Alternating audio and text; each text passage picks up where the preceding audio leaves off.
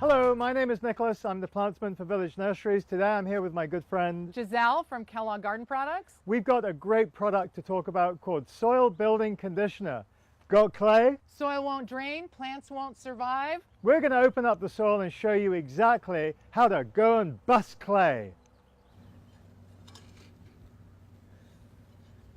Look at this stuff, hard as rock. But before we talk about the soil, we're going to talk about 3 plants we're going to use to brighten up this landscape. The furthest one is a Raphioliptus called Southern Moon, a really nice compact variety, and in the springtime is just covered with snow white flowers. Great to plant en masse or as a low hedge. The second plant is a new Nandina from the Sunset program called Obsession, and I'm obsessed about Obsession. A 3-footer by about 2.5 feet wide. This is a seedless variety and then has this wonderful red burgundy foliage throughout the year. And lastly, the most proven plant of all of them, flower carpet roses. For your landscape, this is a must-have, especially in California and many other parts of America. In the warmer climate, she's evergreen. In the colder climate, she's deciduous, very disease resistant, and very, very foliferous. Really easy, low maintenance rose. But this is the problem.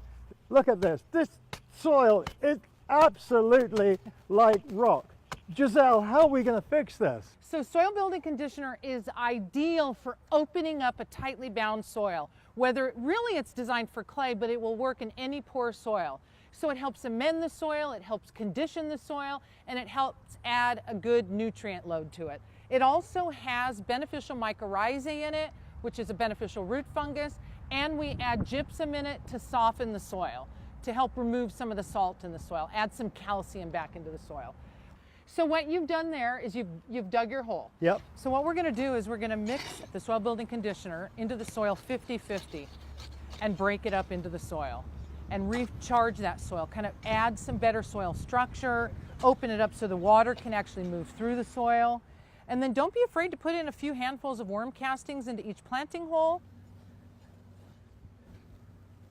And you can use whatever flavor fertilizer. If you want to use an all-purpose for an even feed, if you're planting roses, you can use a rose and flower, just depending on what you're actually feeding. So remember that soil building conditioner is a great product to amend your garden soil, a hard pan, compacted soil, or just a poorly aerated soil. And then you can also lay it on top of the soil as a mulch. This is what I use in my garden. I have 6 acres up in Washington, and this is my go-to mulch.